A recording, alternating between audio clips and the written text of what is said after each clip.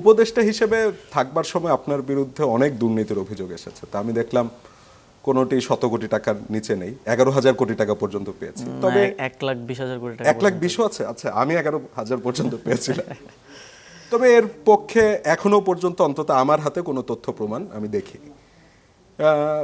এর সাথে আরেকটি ব্যাপারও বলে রাখা ভালো যে আপনার বিরুদ্ধে যেই রকম অভিযোগ এসেছে অন্য কোনো উপদেষ্টাদের নামে আমার কানে অন্তত আসেনি, যেমন নাহিদ ইসলাম বা মাহফুজ আলমের নামেও। তো বিষয়টা কি এমন হতে পারে যে আপনার শত্রু অনেক অন্যান্য উপদেষ্টাদের চেয়ে বেশি শত্রু, যে কারণে আপনার নামে অভিযোগগুলো এসেছে, নাকি আপনি এতটাই বুদ্ধিমান যে দুর্নীতি করেছেন কাগজপত্রে কোনো ট্রেল থাকেনি, ধরা যায়নি? না, অনেকেই মনে করেন যে আমি তাদের মানে পাকা ধানে মই দেয়া কাজ করেছি আর কি।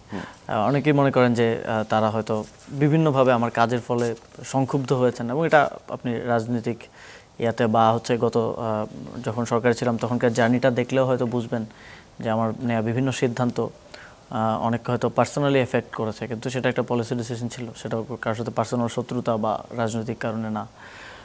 ফলে এই প্রচারণা কিংবা অভিযোগ আমার ক্ষেত্রে অনেক বেশি। অন্যদের ক্ষেত্রে কেন হলো? সবার ক্ষেত্রেই আছে। ইভেন ডক্টর মোহাম্মদ ইউনূসের নামেও অভিযোগ আমি দেখলাম যে ওই যে অভিযোগ দিতে এমন পর্যায়ে চলে গেল, একটা ইভেন একটা রেজিস্টার্ড মিডিয়াতে আমি দেখলাম যে 1,20,000 কোটি টাকা মানে $10 বিলিয়ন অভিযোগ আসলো।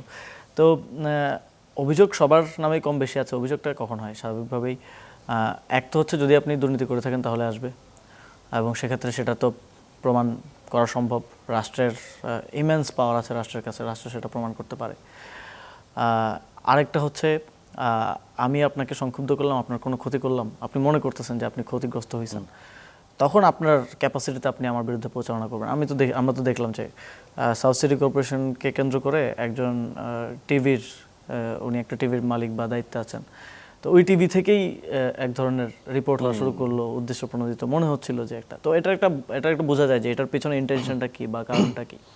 তো এরকম বিভিন্ন গ্রুপ, বিভিন্ন শক্তি বা বিভিন্ন রাজনৈতিক দল বা গোষ্ঠী বা ব্যক্তি বিভিন্ন সময় আমার অনেক সিদ্ধান্তেই সংক্ষুব্ধ হতে পারেন। সেখান থেকেই তারা বিভিন্ন সময় অভিযোগগুলো দিয়ে এসেছেন, কিন্তু আজ পর্যন্ত কোনো অভিযোগের পক্ষে কোনো প্রমাণ তারা উপস্থাপন করতে পারেননি। এবং আমিও স্পষ্টভাবে বলেছি, আমি আজকে সংসদেও দেখলাম যে নাহিদ ইসলামকে উদ্দেশ্য করে একটা কথা বলা হয়েছে, তিনিও বলেছেন। আমরা বারবার বলছি যে আপনাদের শুধু অভিযোগ, এখন তো আপনাদের কাছে রাষ্ট্র আছে, আপনারাই বিভিন্ন সময় অভিযোগ করেছেন, তাহলে সেটা প্রমাণ করেন। এবং মানুষের কাছে তো স্পষ্ট হওয়া উচিত, এটা জাস্ট ন্যারেটিভ আকারে বা পারসেপশন আকারে তৈরি না করে এটা সত্য মিথ্যার সামনে নিয়ে আসা উচিত।